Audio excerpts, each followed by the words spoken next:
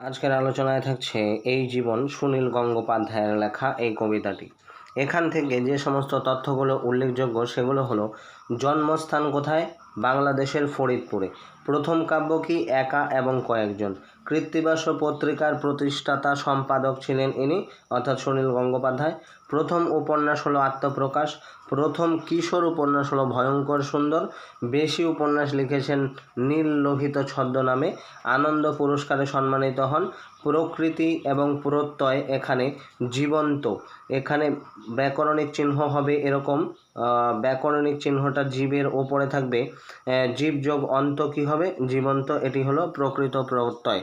এই ব্যাকরণগুলো কিন্তু আমাদের টেক্সটের থেকে বেশি আসে, তখন থেকে এই যে প্রকৃতি প্রত্যয়টি এটি খুবই ইম্পর্টেন্ট বলে মনে হয়েছে, এটা তোমরা একটু দেখে নেবে।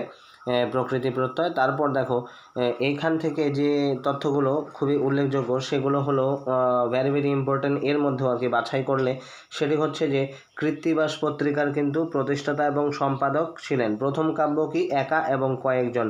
প্রথম উপন্যাস কি? আত্মপ্রকাশ। ঠিক আছে। প্রথম কিশোর উপন্যাস ভয়ঙ্কর সুন্দর, এবং বেশি উপন্যাস লিখেছেন নীল রহিত ছদ্মনামে। তো এই তথ্যগুলো খুব উল্লেখযোগ্য।